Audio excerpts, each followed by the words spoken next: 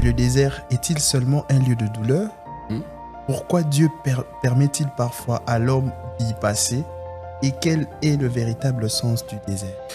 Mais les déserts, selon la Bible, comme nous le savons, c'est pas seulement un lieu de douleur, mais les déserts est compris comme un lieu de transformation, un lieu d'intimité, un lieu de rencontre avec le Seigneur, un lieu de changement ou un lieu où nous entrons en contact avec Dieu.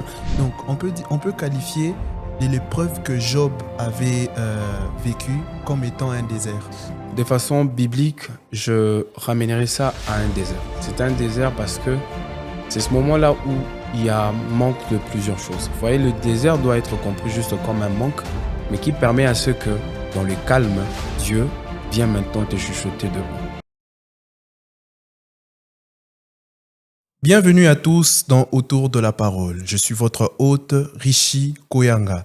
Et aujourd'hui, j'ai l'honneur de recevoir une personne que j'appelle affectueusement Ya Joël. C'est aussi un prophète, c'est mon vieux, c'est mon grand frère. Pour échanger autour du désert, le passage obligatoire pour arriver à Canaan. Vous êtes sur Autour de la parole. Bienvenue. Bonjour prophète. Bonjour Richie, ça va? Comment vous allez? Ouais, super, très bien. Profa, avant d'abord de parler au fait sur ce thématique de le désert, un passage obligatoire pour arriver à Canaan, prophète, ça fait maintenant une année. Une année, je ne sais pas si ça vous dit quelque chose. Les 23 mai 2025, on était chez moi, avec vous, ouais. avec les autres, Oui. auxquels on enregistrait sur le ministère à temps plein Mitouré. Je voulais juste savoir, qu'est-ce que ça vous fait maintenant aujourd'hui d'être encore réinvité dans Autour de la parole et avec des caméras aussi dans un cadre aussi magnifique, aussi beau? Au fait, je suis très admiratif pour ce que le Seigneur a fait avec toi. Je vois très bien le chemin que tu as parcouru. Et les gens vont beaucoup plus apprécier la beauté, tout ce que l'on présente sur ces plateaux, mais ils ne savent pas que tu es aussi passé par des saisons tellement tumultueuses, par exemple la perte de certains éléments. Et moi, je trouve que tu es beaucoup plus ténace, très déterminé. Et en tout cas, félicitations. Je peux rendre grâce à Dieu pour ce qu'il a réalisé. Je suis très content. Beaucoup de gens n'ont pas vraiment cru en toi. Ça a toujours été le cas. Et c'était comme un rêve. Je me rappelle, j'étais dans ma chambre quand tu étais venu me parler de ça. C'était de l'autre côté de Tchangar ou je ne sais plus le coin. Mais je crois qu'au fond de moi, je savais que quelque chose de grand pouvait naître. Et là, aujourd'hui, je suis tellement content et très heureux que le monde soit chaque jour et quotidiennement baigné par ce que vous produisez comme émission, comme entretien avec des hommes de Dieu. Courage à toi et continue toujours de percer. Il faut toujours allier le sacrifice et la détermination. Ça te donnera encore quelque chose de meilleur. Merci en tout cas, ça m'encourage. Certes, on va entrer dans le vif du sujet, mais avant ça, prof, vous êtes prophète. Je ne vous demande pas de prophétiser, mais je veux aussi aller aussi à votre côté. Comment je peux dire ça vient non le bon sondene. Côté non on a mo bozana, on m'a maïli mo boyoana. Laisse-moi le découvrir avec toi. D'accord. En fait, ouais. Comment vous voyez Autour de la parole d'ici 10 ans? D'ici 10 ans. Pour ne pas être vraiment sentimental, pour ne pas trop verbiller ici, je dirais que Autour de la parole peut aussi faire de grandes choses. Peut-être à l'image de toutes les émissions que l'on regarde, par exemple sur B1 ou soit AMC TV, comme Teach. C'est possible que ça ressemble aussi à ta grandeur ou Prophète des Cryptes. Mais moi, je pense que tu dois nous apporter une certaine originalité et nous amener dans une autre dimension, que ce ne soit pas seulement un podcast. Parce que quand il y a déjà du déjà vu, parfois ça fait perdre le goût. Donne-nous toujours le goût de te suivre. Mais dans 10 ans, si tu tiens à tes promesses d'aller très loin avec ça, je te vois être aussi connu dans le monde. Pourquoi Ok. pas aussi inviter de grandes personnalités sur ces plateaux. Ok, merci beaucoup, prophète. Nous sommes, en fait, notre thématique, comme vous le savez, c'est le désert, un passage obligatoire pour arriver à Canaan. Mhm. Ma question, elle est la suivante. Lorsqu'on parle du désert, beaucoup le perçoivent comme un lieu de souffrance, d'épreuve, de silence, voire de brisement. Mhm. Certains le définissent même comme une saison de sécheresse. Mais le désert est-il seulement un lieu de douleur? Mhm. Pourquoi Dieu permet-il parfois à l'homme d'y passer? Et quel est le véritable sens du désert? Ouf, ta question, elle est tellement longue. Oui, oui. Je vais essayer un tout petit peu de le morceler pour que nous puissions trouver quelques réponses. Voilà, d'abord, nous devons comprendre, s'il faut parler de façon scientifique, nous savons que le désert, c'est une région géographique où il y a une faible précipitation, il n'y a pas de pluie et il n'y a pas de végétation. Vous savez, déjà, quand les gens voient le désert, on constate et les gens disent que le désert ressemble à quelque chose qui a trait à la souffrance. Mhm. Oui, c'est comme ça que l'on voit. Mais quelquefois, il y a aussi des oasis dans le désert. Mhm. Il y a la possibilité d'en trouver peut-être dans plusieurs kilomètres Mhm. ou peut-être pas. Mais les déserts, selon la Bible, comme nous le savons, c'est pas seulement un lieu de douleur, mais les déserts est compris comme un lieu de transformation, un lieu d'intimité, un lieu de rencontre avec le Seigneur, un lieu de changement ou un lieu où nous entrons en contact avec Dieu. J'aime un passage dans la Bible, dans le livre de Osée, le chapitre 2, le verset 16, la Bible dit « Je t'inviterai ou je t'appellerai dans les déserts. » Mieux, le texte dit « C'est pourquoi, voici, je vais l'inviter dans les déserts. » Il dit « Je t'invite ». C'est comme une invitation où après la suite dit « Je parlerai à son cœur ». Même le terme, certaines choses, s'il faut l'expliquer, il dit « Je t'instruirai là-bas ». C'est-à-dire, il y a des moments où le désert n'est pas seulement compris comme un lieu de douleur. Si Dieu veut t'enseigner de choses, il le fera à son rythme. Il le fera à sa manière, pas à notre manière. Il le fera comme lui il veut. C'est pas parce que tout le monde fait le poundou avec le sel que moi aussi je dois le faire avec le sel. Mon goût, c'est peut-être sans le sel. Le sel. Vous voyez? Donc, quand Dieu invite, c'est peut-être pour instruire, c'est peut-être pour parler à un cœur. C'est pourquoi il y a des gens, aujourd'hui, ne supportent pas la solitude. Dans la solitude, ils sont dans la dépression. Parfois, Dieu veut juste une sorte de tête-à-tête. Tu me vois, moi je te vois, tu me parles, je te réponds. Ou soit tu restes là, juste pour que tu découvres qui autour de toi est vrai. Aujourd'hui, peut-être nous ne le savons pas, mais en lingala, on dit Kolela likambo yeba mutu oyo azalara. Voilà, nayo, tu vois. C'est peut-être ça. Par moment, Dieu nous attire dans un lieu comme ça pour pouvoir révéler certaines choses que nous ne pouvons pas voir par nous-mêmes. Il veut nous instruire, mais où? Pas là où il y a tout le monde. On a l'habitude de dire, bon, si tu veux me faire la remarque, il fallait m'amener à côté et puis me parler. Et ben alors, si Dieu veut t'instruire, il t'amène aussi à côté pour te parler. Ça, c'est fort. Tu vois. Et je crois que le grand moment, c'est pas ce que nous passons en public avec Dieu. Ce sont des moments que nous passons dans l'intimité. C'est pourquoi il a dit, pour ceux qui veulent prier, allez-y dans le lieu secret. Entre dans un lieu secret. Et ton Père qui est dans le lieu secret va te répondre. Il te répondra. Je crois que le désert n'est pas un lieu de souffrance. C'est plutôt une mauvaise conception qui est liée à ces concepts. Parce que le désert ne signifie pas ce que nous avons en tête. Parce qu'aujourd'hui, beaucoup de gens pensent que le désert, c'est la pauvreté. Beaucoup de gens pensent que le désert, c'est le gourmand. Vous m'avez déjà dévancé. Non, en fait, c'est une façon de te dire que je précède pas, mais je dis ce que les gens pensent. Mais c'est pas tout ça. On doit le comprendre comme ça. Parce que si on part dans Deutéronome, le chapitre 2, le verset 7, la Bible dit, pendant ces 40 années, l'Éternel, ton Dieu, a été avec toi. Tu n'as manqué de rien. De rien. Vous imaginez? C'est-à-dire que dans le désert, les enfants, ils ont même mangé de choses qu'on a qualifiées de manhou. C'est quoi ça encore? Des nourritures extraordinaires. Il y a même eu de nourriture qui coulait à foison.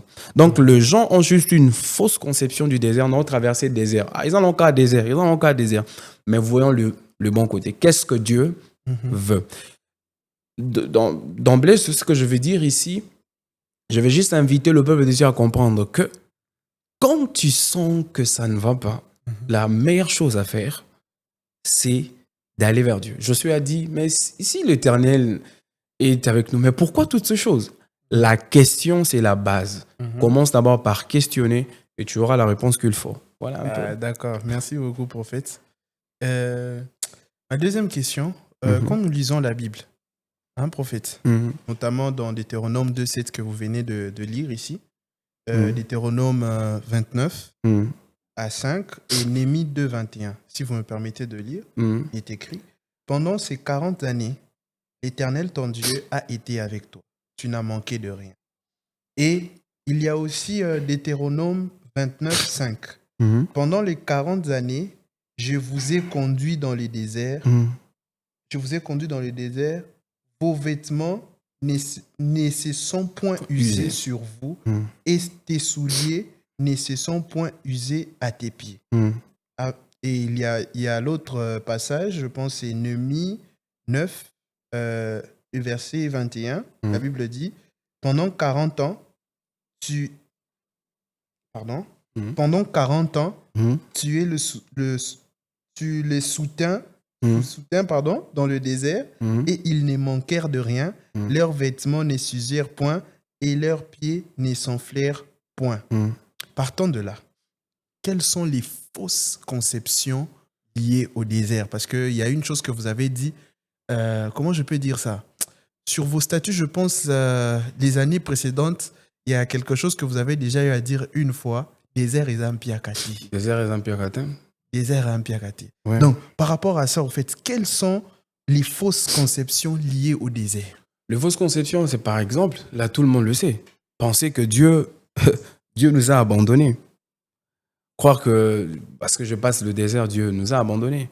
Non, Dieu ne nous abandonne pas. Dieu plutôt nous amène là-bas pour nous instruire. Croire que Dieu nous a abandonnés, c'est déjà une mauvaise conception. La deuxième conception, c'est penser que le désert est inutile. Ou soit penser que le désert, c'est un lieu où Dieu envoie seulement ceux qui ont péché, par exemple. Jésus lui-même, il était dans le désert. Moïse est passé dans le désert. Je peux te prendre beaucoup d'exemples ici. Par exemple, Moïse a connu le désert. Élie a connu le désert. Jean-Baptiste a grandi dans le désert.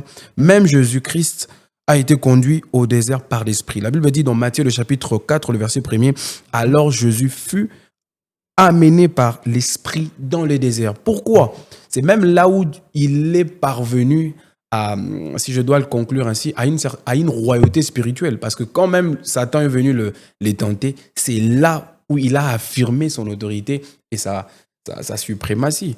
Donc, il y a beaucoup de conceptions. Il y a des gens qui pensent que le désert, c'est aussi la finalité d'un péché, d'une malédiction. Il y en a vraiment tout un plat. Et moi, j'aimerais juste dire à ceux qui passent par des moments difficiles, tout moment difficile ne peut pas être compris de la même manière. Parce qu'il y a des moments difficiles que Dieu nous afflige parce qu'on a péché. Il y a d'autres aussi, c'est parce que Dieu veut nous parler. Et il y a d'autres, c'est parce qu'on ne comprend pas, on ne sait pas. On doit savoir qualifier le moment selon la volonté et le besoin de Dieu. Vous avez eu à parler, vous avez dit que ça fait aussi partie des formations entre guillemets que Dieu donne à ses serviteurs. Partant de là, et si nous lisons par exemple l'histoire de Job, on voit clairement Dieu est en train de discuter avec le diable. Et Dieu montre au diable, je pense, bon, là j'essaye, je ne veux pas dire ce qui est écrit textuellement. Dieu montre au diable. Genre, comment genre, en non, lingala, en fait, je vais comprendre. Désolé, je veux recommencer. Ils sont en train de discuter. Dieu pose la question au diable, d'où viens-tu? Il a dit qu'il parcourait la terre. Et puis, Dieu lui pose la question. N'as-tu pas vu mon serviteur, Job? Oui. Vous voyez, n'est-il pas le plus fidèle, je pense, c'est ça, non, prophète? Le plus fidèle et tout. Et après, le diable lui répond, il n'est pas fidèle parce que tu l'as béni, parce que tu le protèges et tout. Et je pense, qu'est-ce qui s'est encore passé après? Après, on a vu tout ce qui s'est passé comme épreuve, au fait, chez Job. Il a perdu ses enfants, il a perdu ses bétails, tout ce qu'il avait perdu là. Donc, on peut qualifier de l'épreuve que Job avait vécue comme étant un désert. De façon De façon biblique, je ramènerai ça à un désert. C'est un désert parce que c'est ce moment-là où il y a manque de plusieurs choses. Vous voyez, le désert doit être compris juste comme un manque, mais qui permet à ce que, dans le calme, Dieu vient maintenant te chuchoter debout. Il a dit, je parlerai à son cœur. Je pense, s'il faut même être un peu plus terre à terre, quand il faut expliquer quelque chose à une personne qui est montée, on attend qu'il se calme. Mhm. On attend, on te dira, non, Zéla, c'est calmé. Tant qu'on va dans un bureau, tu iras parler avec la personne. Déjà, le fait que dans Osée, on nous dit, je parlerai à son cœur, je pense que le travail que Dieu voulait faire avec Job, c'était de lui parler. Parce qu'il y a des moments où on comprend l'importance de quelque chose quand on manque la chose. Et maintenant, on comprend l'importance de la présence de Dieu quand on sent qu'il n'est pas là. Mais qu'est-ce qu'on doit faire? C'est aller vers lui. C'est pourquoi même il a dit, approchez-vous donc du trône de gloire. Croyez que votre Dieu existe. Quand tu crois qu'il existe, c'est en ce moment-là que tu t'approches de lui. Maintenant, les gens, l'erreur qu'ils commettent, c'est de faire le contraire. Quand ça ne va pas, ils sombrent encore. Ils partent ailleurs. Et pourtant, la Bible est claire. Venez à moi, vous tous qui êtes chargés et fatigués. Je ferai quoi? Je vous donnerai du repos. Si le moment que tu traverses est tellement pénible, la personne qui est chargée à finir avec la situation, c'est Dieu. Voilà, donc Job, c'est peut-être l'archétype de personnes qui sont passées dans le désert, parce qu'il y en a plusieurs. Et je n'aimerais aussi mettre une nuance. Les déserts, c'est différent. Il y a de ceux qui passent par une crise de maternité. Il y a ceux qui manquent le travail. Et maintenant, l'important, c'est d'abord de questionner Dieu. Parce que si tu questionnes Dieu, il te dira ce que lui, il pense. Soit il te dira que je vais t'enseigner. Ou soit il te dira ces moments finiront par passer. Mais à d'autres aussi, quand ils se mettront à prier, ils arrivent à découvrir que c'est peut-être un blocage. Mais l'idée que je mérite que tout enfant de Dieu comprenne ici est que lorsqu'il y a d'abord silence ou il y a sécheresse dans la zone où il se trouve, la première des choses à faire, c'est de consulter l'Éternel. Parce que c'est lui qui te dira clairement quel temps fait dans ta vie. Prophète, nous sommes toujours dans la Bible, notamment en fait à l'Ancien Testament. On voit Dieu utiliser Moïse pour libérer son peuple, les Israélites. Et lorsqu'on voit géographiquement la distance entre, je pense, le désert et Canaan, c'est pas vraiment, je sais pas, je connais pas au fait le nombre exact, mais normalement, il pouvait peut-être faire 30 jours de marche, si je ne me trompe pas, si je n'abuse pas. 30 jours, 40 jours, parce que ça ne pouvait pas faire 40 années. 40 années, c'est quand même trop. Vous pensez, bon, ma question part de celle-ci, parce qu'on voit notamment que pendant le désert, pendant qu'ils étaient au désert et tout, ils ont eu quand Moïse était à la montagne, ils ont eu à demander, le même peuple, ils ont eu à demander à Dieu et à demander à Aaron de faire pour eux un veau d'or auquel ils vont mettre comme leur Dieu et puis l'adorer. On voit tous les mots qu'ils avaient, comment je peux dire ça, l'idolâtrie et notamment le système de pensée qui était toujours, comment on appelle ça, le système de pensée égyptienne, d'où ils venaient, comment on dit encore ça en fait, ceux-là qui ont plusieurs dieux. Le polythéiste. Les polythéistes, ils étaient en fait dans plusieurs choses. Vous voyez, notamment, eux-mêmes, ils pleuraient que non, en Égypte, on mangeait bien et tout, ce genre de choses. Je pense qu'à un moment au désert, ils en avaient marre de la manne. Je ne sais pas si je me trompe. Partant de là, au fait, est-ce que mon désert, moi, maintenant, je reviens au fait par rapport à moi, mon désert peut être prolongé à cause de ma désobéissance ou si je ne comprends pas une leçon que Dieu veut me donner?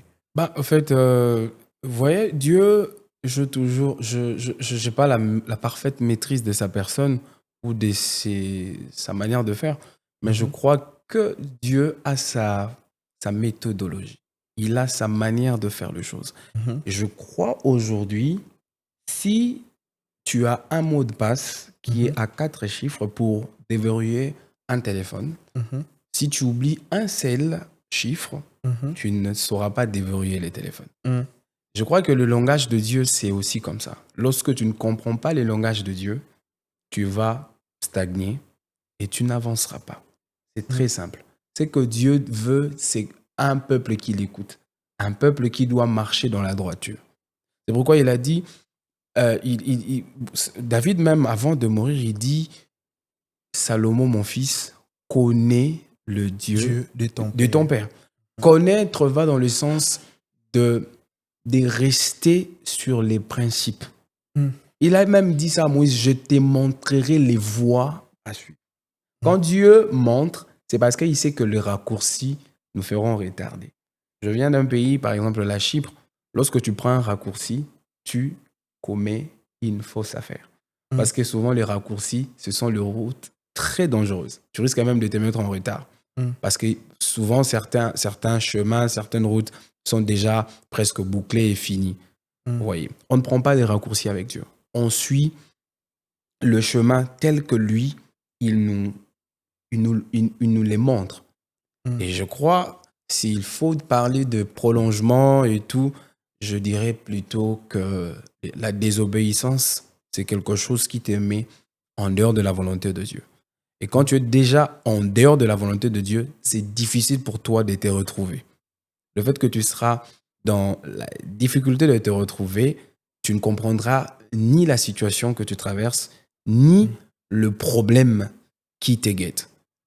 Et je crois si Samson savait c'est que sa réponse pouvait créer dans sa vie, je crois qu'il aurait refusé de dire à Dalila tous les secrets de sa vie.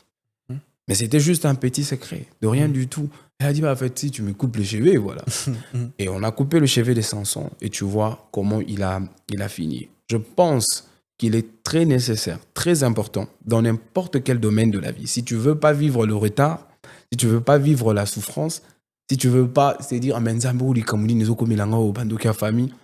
si tu ne veux pas arriver à ces stades-là, le mieux, c'est d'abord de consulter l'Éternel. C'est ce qui se faisait dans l'Ancien Testament. Tu verras dans plusieurs chapitres, dans Nombre ou dans Deutéronome, il y a des versets qui reviennent, par exemple, ils consultèrent l'Éternel. Ils consultèrent l'Éternel. Consulter Dieu, c'est aller auprès de celui qui maîtrise l'avenir. Et quand tu iras le consulter, il ne te dira pas que tout sera rose et tout, et voilà. Il a demandé à Moïse, va, conduire mon peuple vers le pays que je t'indiquerai. On arrive là-bas, c'est les déserts. Ouais. Enfin, je vais maintenant poser une question. Je pense que ça va aller sur deux volets.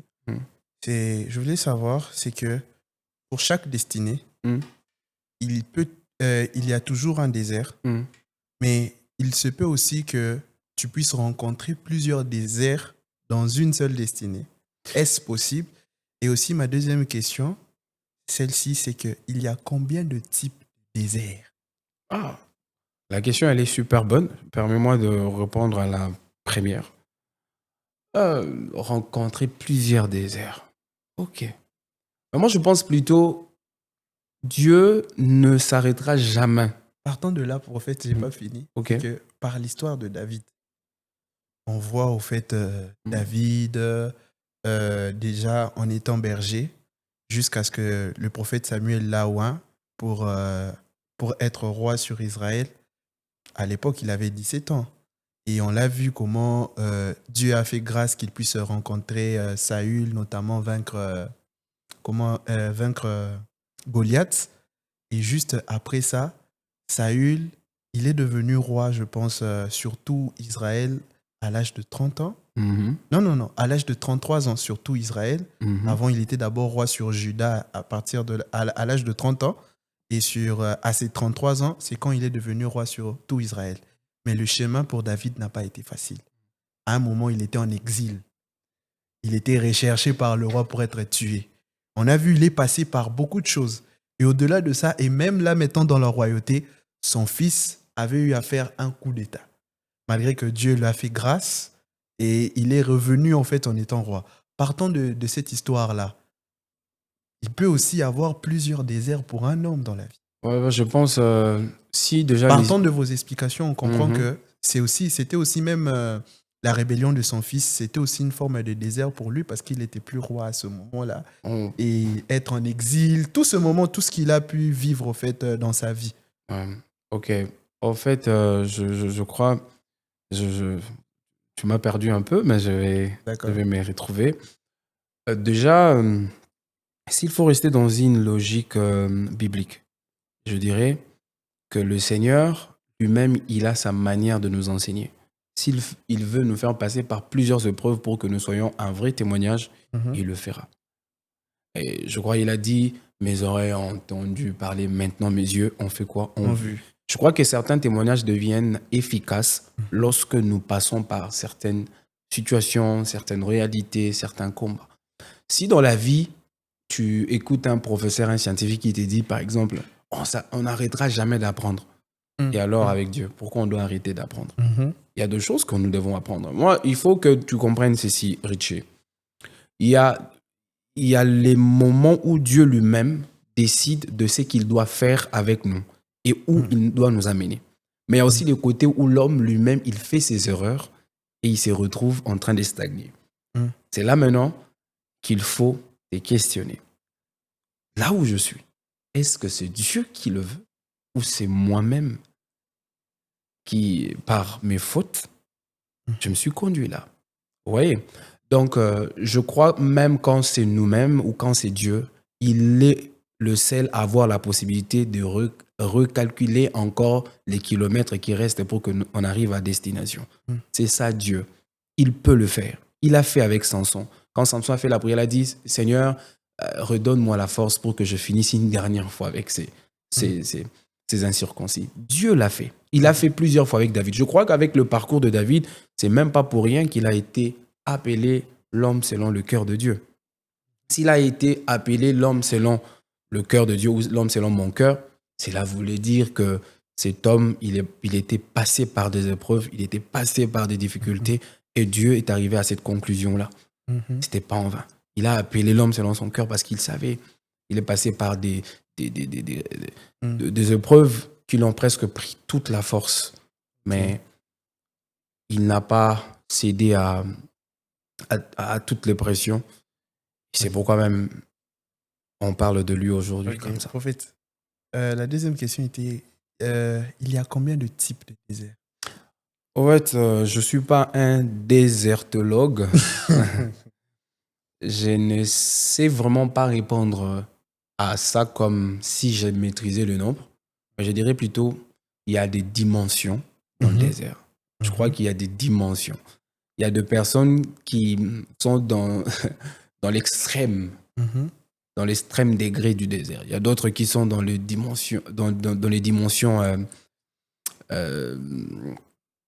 je dirais préliminaires. Ça dépend. Ça dépend de comment Dieu veut vous enseigner. S'il y a une école, ce qu'on appelle communément école de Dieu, si c'est une école, c'est que nous devons bravir des échelons, quitter une classe pour une autre classe. C'est comme ça. Il y a d'autres qui aujourd'hui, si on doit le résumer à la souffrance, ou si on doit le résumer au manque d'argent, vous remarquerez que nous tous, quand on vient à l'église, nous n'avons pas le même problème. Mais sachez-le très bien, s'il y a le désert, il existe aussi un Ézer. Il est notre secours, Jésus. Dans le désert, c'est celui-là. Il dit, je lève mes yeux vers les montagnes. D'où me viendra Le secours. le secours. Donc, le secours ne viendra que de Dieu. C'est pourquoi quand Dieu, il t'invite, c'est pour t'instruire. Moi, je pense l'instruction, c'est déjà là, le terme qui explique mieux que ça part de degrés. Ça part 1 degré, 2 degrés, 3 degrés. Et je pense aussi, c'est pas en fonction de l'âge. Oh non, à Oumil il y a des gens qui commencent directement comme ça avec le cancer de foie. Ok, Mais c'est quoi le cancer de foie? Et donc, cancer, vraiment, il y a ma casse, il y a maladie comme une maladie. Cirrhose de foie, ou par exemple la prostatite. Il y a des moments où moi, je souffrais de douleurs musculaires graves. Quand tu parles au médecin, il te dit, non, mais oh, ma maladie, bah, cocotte. Tu vois, moi, je pense il y a des moments où Dieu lui-même, il va décider de comment tu vas souffrir. Comment tu vas m'expliquer pour le cas d'un enfant qui a peut-être 4 ans, mais que l'on a diagnostiqué un cancer. Et ses parents, ils dépensent ici et là. Ils font... non, moi, je pense, Dieu, je ne sais pas si je serais d'accord avec cette phrase ou non, Dieu donne le meilleur, de grandes batailles à ses meilleurs soldats. Il n'y a pas de meilleur soldat de Dieu. Nous sommes tous ses soldats, nous sommes tous ses enfants.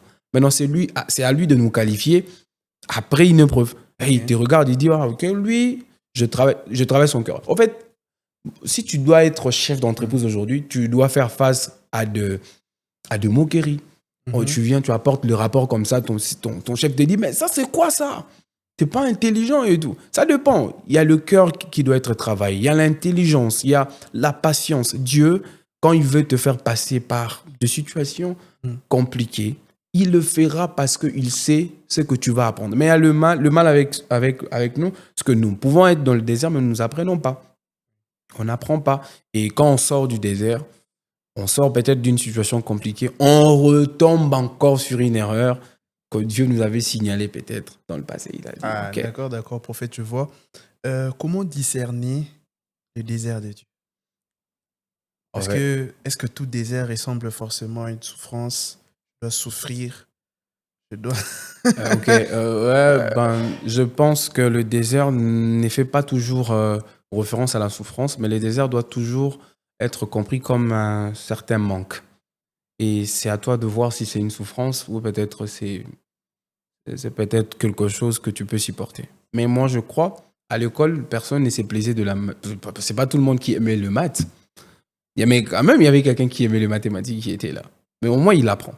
En fait, moi, je pense on apprend du désert quand on est prédisposé. Mais pour discerner que nous sommes dans le désert, c'est comme je t'ai dit tout à l'heure, c'est de prier.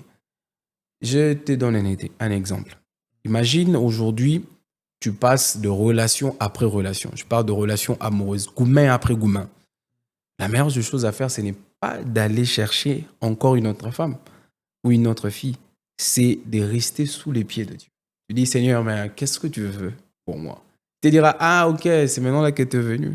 Je vais t'instruire maintenant quelque chose. Je vais t'instruire. Et il te dira ce que tu dois faire, comment tu dois te comporter et quel type de femme que tu dois rencontrer. Mais il y a aussi d'autres personnes qui passent par là pour devenir sages. Il veut t'assagir. Ça dépend. On discerne en cherchant Dieu. C'est ce que je te dis tout à l'heure. Josué, il a posé cette question. Il a dit, mais si l'Éternel est avec nous, mais pourquoi toutes ces choses? Voilà. C'est la meilleure question. Bon, prophète, j'ai compris, mais par exemple, je vais donner mon exemple à moi. Je n'ai pas trop l'habitude de les faire, mais je veux quand même le faire. Je me rappelle, il n'y a pas si longtemps, j'étais à Chypre, loin de la famille, tout ce qui va avec. Et ça m'arrivait aussi de voir, par exemple, sur les réseaux, tu vois, par exemple, tel a fini. Vous voyez, par exemple, vous avez étudié ensemble. Vous voyez, tu vois, tel a fini.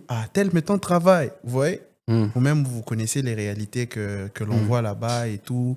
L'effet d'être loin de la famille, d'être étudiant et tout ce qui va avec, moralement, psychologiquement aussi. C'est que j'avais l'impression comme si les autres évoluaient. Et moi, personnellement, j'avais l'impression comme si je faisais du surplace. Ok. Ouais. Et aussi, certains proches et tout. Je ne savais pas, en fait, je me réjouis des autres, mais je regarde aussi ma situation. Et à un moment, c'est pas que j'étais devenu frustré ou, je sais pas moi, aigri, mais tu vois, par exemple, tel vient t'annoncer, par exemple, une bonne nouvelle. Tu te réjouis pour lui, mais pour toi, au fait, tu te poses des questions. Parce que je pense que je ne suis pas le seul, par exemple, la seule personne à vivre ce genre de choses. Peut-être, si vous arrivez, par exemple, à m'éclaircir, par exemple, ce que j'étais en train de vivre là, c'était un désert ou c'était pas un désert? En fait, je pense qu'aujourd'hui, j'aimerais pas clarifier comme étant un expert, mais plutôt comme un enfant de Dieu simplement. Je crois dans Romains le chapitre 8, le verset 28, la Bible dit « Toute chose concourt au bien de ceux qui aiment Dieu. » Toute chose concourt au bien de ceux qui aiment Dieu, de ceux qui sont appelés à son dessein. Voilà. Donc, je crois que les événements, les réalités, les inquiétudes concourent toujours pour notre bien. Je crois, si on doit prendre les choses du bon côté, ok, avoir une conception divine de situation. Pourquoi je place le mot Dieu? C'est pour te faire comprendre que les seigneurs ne font rien pour rien. Si il te fait patienter pour un travail parce qu'il sait peut-être que tu ne sauras pas supporter la corruption pour un temps. Quand tu vas aller là-bas, c'est toi qui commenceras à percevoir le pot de vin. Et maintenant, à la question que tu as posée où tu étais à Chypre, les autres étaient à Kinshasa, il y a deux situations, plutôt deux choses que l'on doit prendre en compte. Là où tu te trouves et ce que tu fais. C'est que eux, ils faisaient ici à Kinshasa, c'est qu'ils ont peut-être fini les études et voilà, ils ont des opportunités d'affaires. Mais toi, tu es à Chypre pour étudier et voilà, tu dois patienter. Moi, je pense ça part aussi de choix que nous faisons et de comment Dieu veut nous orienter. Quand des gens prennent deux chemins différents, je ne pense pas qu'on va arriver à la même heure. On n'arrivera pas à la même heure. Il y a ceux qui vont arriver à temps et il y a d'autres qui vont arriver en retard. Mais si Dieu aussi veut t'enseigner quelque chose, il profitera pour t'enseigner. Je crois que tu m'avais peut-être pas capté au départ. Je dis, il y a deux choses que l'on doit essayer de faire, de différencier. Les erreurs existent, mais aussi la volonté de Dieu aussi peut nous pousser à apprendre dans le désert. Si ce que tu vis, c'est la volonté de Dieu, c'est qu'il t'apprend quelque chose. Mais si c'est ta propre volonté, c'est qu'à partir de ce moment-là que tu avais choisi quelque chose sans consulter Dieu, il sera nécessaire d'aller auprès de lui pour qu'il te parle. Ok. Prophète, quelles sont les attitudes à avoir dans le désert? La dernière question. Ouais, les attitudes à prendre dans le désert, c'est de prier. La première attitude, c'est prier. Et en priant, tu vas maintenant comprendre ce que Dieu veut pour toi. Et la deuxième des choses, c'est de ne pas écouter tout le monde. Voilà. Parce que si tu veux écouter, il faut prier ou méditer. Mais si tu écoutes tout le monde, tu risques aussi d'aller toucher à des gris-gris ou à faire je ne sais quoi. Okay. Parce que si Dieu t'amène dans le désert, l'instruction demande à ce que l'on fasse des études. Okay. Donc chaque situation, tu auras une définition différente. Aujourd'hui, si, permets-moi de finir rapidement. Si aujourd'hui on t'est posé la question, Richie, voudras-tu que ton enfant parte étudier à Chypre? Ce serait quoi ta réponse? Je pense que tu vas soit dire non, ou soit tu vas dire, en fait, faut qu'il y ait de... Vous voyez, quand on est face à une situation, on apprend. Et ça ne sera plus quelque chose que quelqu'un viendra te dire. Si Dieu nous met souvent face à certaines situations, c'est pour nous apprendre. Et maintenant, là, quand tu vas apprendre, et puis tu dis, l'enfant vient comme ça, petit, coquet, voulou baté. Aujourd'hui, si on a toujours dit que les conséquences corrigent mieux que le conseil. Parfois, quand Dieu nous fait passer par quelque chose, c'est qu'il ne veut pas que les conséquences deviennent la porte d'entrée de son enfant dans la dépression, par exemple. Ce que Dieu veut, c'est notre bonheur.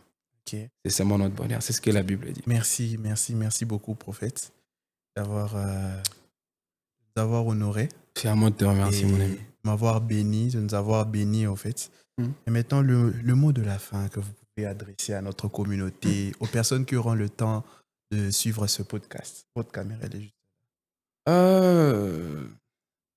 à tous nos amis, tous nos amis, abonnez-vous à nos différentes pages. Prenez le soin de partager aussi nos vidéos. Surtout, ne pas seulement suivre seul. Suivez en famille, mais aussi prenez le temps de prier après chaque émission. Parce que le Seigneur ne peut jamais réunir ses enfants.